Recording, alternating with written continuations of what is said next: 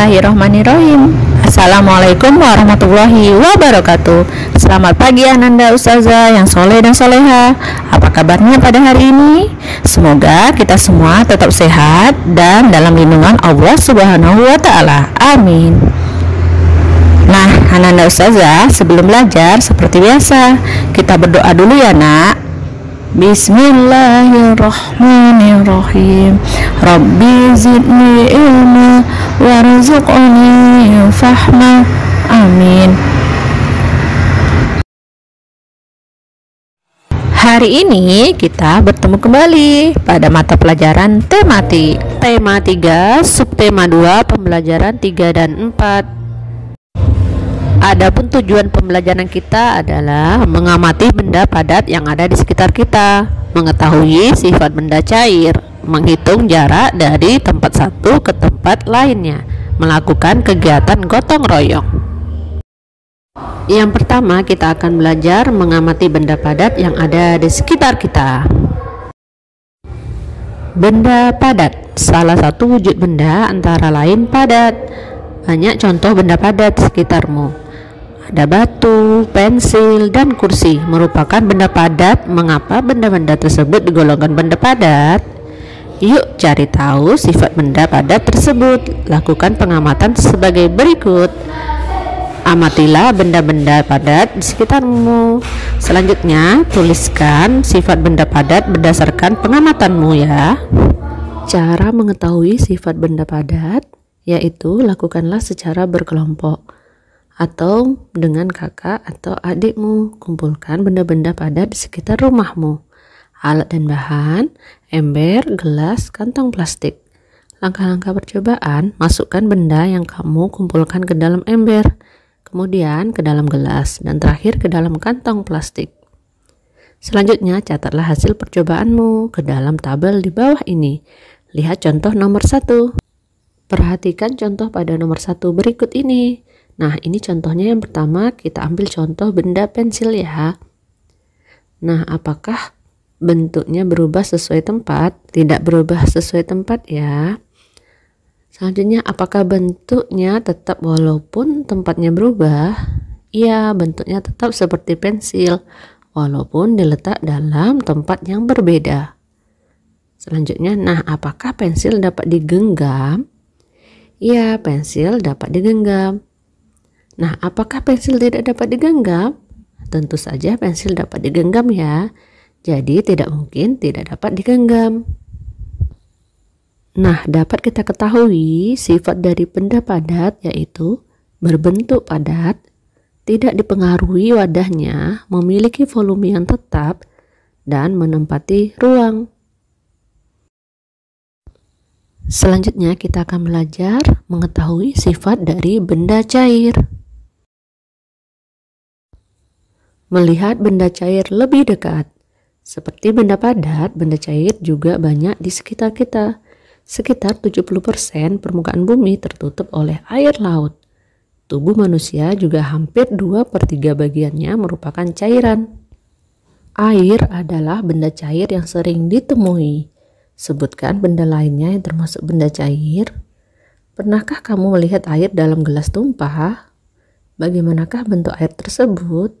Apakah bentuk air yang tumpah sama dengan air yang di dalam gelas? Lakukan kegiatan berikut untuk mengetahui sifat-sifat dari benda cair. Cara mengetahui sifat benda cair yaitu yang pertama, lakukanlah secara berkelompok.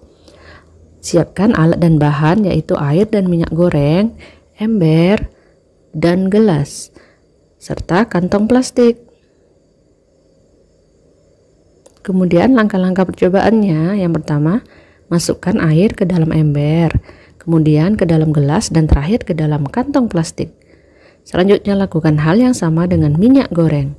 Kemudian catatlah hasil pengamatanmu ke dalam tabel di bawah ini.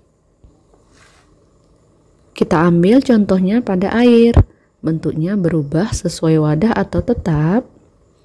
Tentu saja bentuknya berubah sesuai wadah. Jadi kita centang di sini. Sedangkan untuk bentuknya tetap walaupun wadahnya berubah.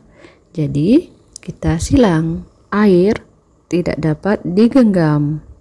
Jadi kita beri tanda centang dan kita beri tanda silang pada air yang dapat digenggam.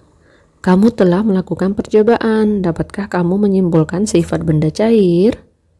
Benda cair mempunyai sifat diantaranya bentuknya tidak tetap atau sesuai wadah, mengalir dari tempat tinggi ke tempat rendah, tidak dapat digenggam, permukaannya selalu datar, dan volumenya tetap. Nah, kamu telah melakukan percobaan di atas. Percobaan untuk membuktikan sifat benda cair. Adapun manfaat benda cair dalam kehidupan sehari-hari, yaitu air bisa digunakan untuk minum, mandi, mencuci, masak, dan menyiram tanaman. Minyak goreng dan kecap digunakan untuk memasak. Tubuh manusia 2/3 bagian terdiri atas air. Kekurangan cairan akan membuat tubuhmu lemah. Minumlah air putih sesuai takaran setelah beraktivitas. Selanjutnya kita akan belajar menghitung jarak dari tempat satu ke tempat lainnya. Memecahkan soal cerita terkait soal jarak. Contoh yang pertama yaitu rumah Rudi berjarak 2 km dari rumah Anita. Jarak dari rumah Anita ke rumah Bayu 6 km. Berapa jarak yang ditempuh Rudi dari rumah Bayu? Jawab. Kita ketahui rumah Rudi ke rumah Anita berjarak 2 km. Ditambah rumah Anita ke rumah Bayu yaitu 6 km. Jadi jarak antara rumah Rudi dengan rumah Bayu adalah 8 km. Contoh yang kedua yaitu rumah Rama berjarak 3.500 meter dari rumah Siti. Jarak dari rumah Siti ke tempat posyandu 3.500 meter. Berapa jarak yang ditempuh Rama dari rumah ke tempat posyandu? Jawab. Dari rumah Rama ke rumah Siti yaitu 3.500 meter. Ditambah dari rumah Siti ke posyandu yaitu 3.500 meter. Maka jarak dari rumah Rama ke posyandu yaitu 7.000 meter. Nah, sekarang kita akan belajar melakukan kegiatan gotong royong. Nah, Ananda Ustazah, di saat kita bermain, contohnya pada permainan bola, maka diperlukan kerjasama antar anggota kelompok. Bentuk kerjasama contohnya gotong royong. Yuk kita baca dan kita simak wacana berikut. Warga kampung tempat Siti tinggal sedang gotong royong. Mereka sedang menyiapkan lahan untuk bermain anak-anak. Setiap warga membantu dengan caranya masing-masing. Bapak-bapak membantu membersihkan lahan. Ada yang membantu tenaga, ada yang membantu menyediakan bahan-bahan yang diperlukan, seperti pasir, semen, cat, dan lainnya.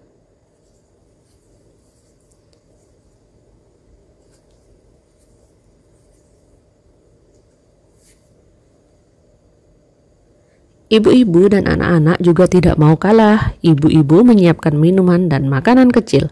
Anak-anak membantu membawakan makanan dan minuman. Lahan tempat bermain dapat diselesaikan dengan cepat. Anak-anak bergembira karena anak-anak dapat bermain di lapangan. Nah, dari cerita di atas, siapa yang tahu apa yang menyebabkan pekerjaan cepat selesai? Iya, benar. Yang menyebabkan pekerjaan cepat selesai yaitu gotong royong, kerjasama, dan berbagi tugas. Nah, kamu telah mengetahui kegiatan gotong royong dan tuliskan contoh kegiatan tersebut. Contoh kegiatannya di lingkungan tempat tinggal seperti mengikuti kerja bakti di lingkungan. Sedangkan untuk di rumah contohnya bergotong royong membersihkan rumah pada hari Minggu. Dan untuk di sekolah contohnya yaitu mengikuti kerja bakti Jumat bersih. Nah, Ananda Ustazah, untuk materi hari ini Ustazah cukupkan sampai di sini dulu ya. Semoga Ananda Ustazah paham dengan materi yang telah Ustazah sampaikan. Lebih dan kurangnya Ustazah mohon maaf ya. Wassalamualaikum warahmatullahi wabarakatuh. Thank you.